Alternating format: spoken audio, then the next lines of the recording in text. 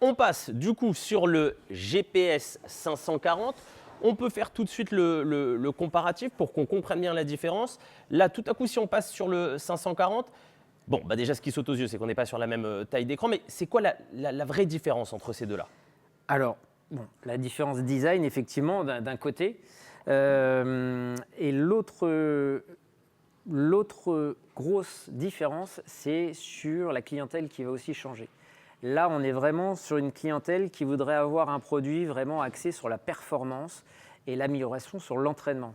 Donc, il y a une multitude de fonctionnalités sur l'entraînement, comme par exemple le stamina. Le stamina, qu'est-ce que c'est? C'est une fonction qui a été très plébiscitée ces derniers temps par les athlètes, aussi bien en trail qu'à vélo. C'est en fait votre endurance. Pour vulgariser un peu la chose, c'est quand vous allez, quand tu es en voiture par exemple, thermique, je parle. Quand tu vas accélérer, tu avais 400 km d'autonomie. Si tu accélères, tu n'as plus qu'avoir 350 km. Et si tu relâches l'accélérateur, tu vas retrouver peut-être 380 km d'autonomie. Stamina, ça fonctionne pareil.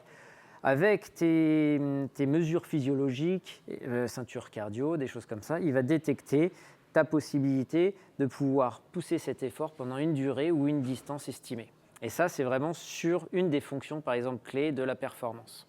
Je le redis évidemment à vous tous qui nous regardez présentement, l'idée de la présence de Mathieu, c'est de répondre absolument à toutes vos questions. Donc là, on vous présente tous les produits. N'hésitez pas, s'il y a la moindre question, Mathieu est là pour y répondre. Donc on a bien compris que la première différence sur le profil d'usage, là, on est plutôt donc cyclotouriste, la navigation, du plaisir. Là, on va déjà être sur un profil de quelqu'un qui est en recherche de performance et donc d'avoir ces données physiologiques qui apparaissent constamment et de pouvoir être dans une logique de progrès. Il y a, oui, une multitude d'algorithmes intégrés dans cette gamme 540 et 840 qui sont vraiment axés sur la performance. Donc, votre profil type de cycliste, par exemple, si vous êtes plus grimpeur, puncher, etc., vous tirez la bourre au sprint ou des choses comme ça, en fonction toujours de votre physiologie lors des entraînements.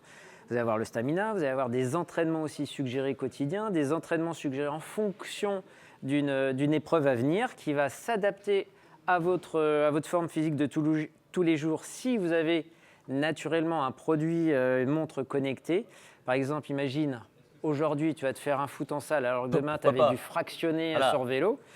La montre, ta Garmin, sur laquelle tu as fait ton activité fractionnée, ou si tu as mal dormi pendant la nuit, ton compteur va changer ton entraînement pour demain. Il va mettre peut-être en sortie tranquille. Voilà, ça va vraiment s'ajuster en fonction des données, s'adapter. Ça fonctionne vraiment comme un coach personnalisé. C'est exactement ça, JB. Petite question pour toi tout de suite, Mathieu. On va continuer évidemment à faire le descriptif. Il y a juste Maëlys, bonjour déjà Maëlys, qui nous demande combien de temps faut-il pour une charge totale d'un GPS Garmin en moyenne?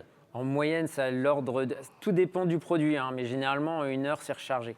En 1 heure, voilà, Maëlys s'est rechargé. Celui-ci, puisqu'on est tout de suite sur les données, l'autonomie du 540? On est à 26 heures en mode performance. Alors, quand on parle de performance, c'est-à-dire avec la navigation, l'écran allumé, les capteurs puissance, ceinture cardiaque, etc., aussi de connecter au produit.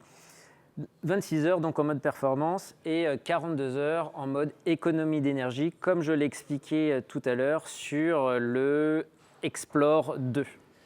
Jonathan nous demande, puisque tu nous décrivais que sur le 540, on va vraiment venir chercher des données spécifiques pour les utilisateurs en quête de performance. Tu parlais du stamina. Jonathan demande, le stamina fonctionne juste avec la ceinture sans capteur de puissance ou la combinaison des deux est-elle nécessaire? Alors, la combinaison des deux n'est pas nécessaire, mais la précision sera accrue pour ce stamina, pour cette endurance en direct. Et Mélanie demande s'il y a une fonction retour au point de départ. Ah, très très bonne question, merci Mélanie, parce que c'est ce qui a fait la réputation de Garmin sur l'ensemble de la gamme, que ça soit Edge, montre, etc. C'est ce qu'on appelle la fonction Track Back. Track Back, c'est retour au point de départ. Et c'est une très bonne question parce qu'il y a beaucoup de gens qui partent en montagne, qui sont pris par la météo, les avaries météo, que ce soit en montagne pour les montres, je parle, ou aussi en col par exemple. Ça m'est arrivé aussi de faire une étape où j'étais un peu coincé avec la météo. Et grâce au Track Back, on a cette fonction qui nous permet de naviguer jusqu'à notre point de départ. Ce qui n'a pas échappé également à mon œil de lynx. Donc je réponds juste oui, c'est disponible. C'est disponible, voilà, Ouais. ce bouton retour. C'est que sur celui-ci, on a donc un design qui est différent, beaucoup plus sobre. On a également des petits boutons partout. Il est en usage donc manuel celui-ci.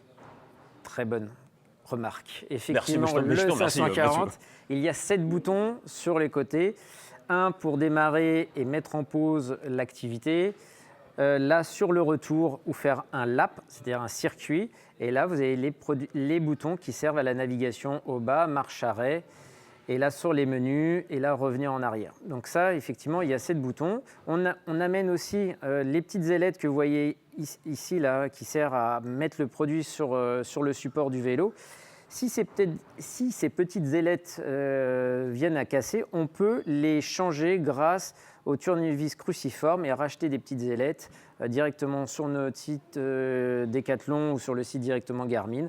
Et voilà. Et là, les 5 petits picots que vous voyez, ça permet aussi d'intégrer une batterie externe pour prolonger l'autonomie du produit. Thomas, bonjour et sois le bienvenu. Demande, très cher Mathieu, si une batterie additionnelle est possible. Ah, bah voilà. Je ne me rappelle plus du nom, c'est Thibaut. Thomas. Oui, Thomas, bah, tout à fait. Effectivement, il y a une batterie externe qui est possible d'intégrer là dessous, une batterie Garmin qu'on vient intégrer sous le support. Alors, malheureusement, ce support présenté sur le vélo, il n'y en a pas, mais sinon, vous avez un support qui est un peu ajouré en dessous pour laisser passer les picots de la batterie Garmin pour alimenter le produit. Il se peut aussi qu'en ouvrant le produit, vous pouvez mettre un câble USB qui recharge aussi avec vos dynamos directement sur le moyeu pour ceux qui sont attirés par des pratiques un peu plus d'ultra distance, ou avec une batterie externe directement sur la connexion micro USB. D'ailleurs, puisque on l'a compris Mathieu, là on s'adresse à un profil qui est plus en quête de performance, encore une fois. Je dis que la notion de poids est importante, tout gain de poids est bon à prendre.